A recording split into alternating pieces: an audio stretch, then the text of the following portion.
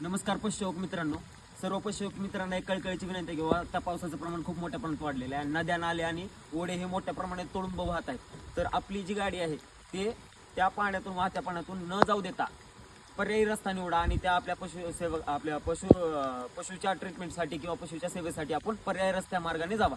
आता आमचे जे पशुमित्र आहेत ते आता वाहत्या पाण्यामधून गाडी जात होती किंवा पुढं प्रोलॅप्सची केस होती आणि आता जायचंच आहे, पण त्या वाहत्या पाण्यामधून घातल्यामुळं त्यांना थोडासा अपघात झालेला आहे, थोडेसे विजा वगैरे झालेल्या पायाला, परंतु त्यांना आता सुखरूप आहेत ते.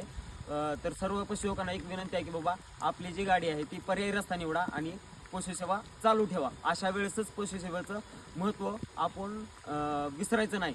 आपण ऊन वारा पाऊस ह्या सर्व गोष्टींना फेटाळून आपल्याला ह्या पावसात सुद्धा आपल्याला पशुसेवा करायची आहे. त्यामुळं जे पशुसेवक आहेत त्यांनी पर्यायी रस्ता निवडा आणि जो काही पाण्याचा ओघ आहे तो टाळा.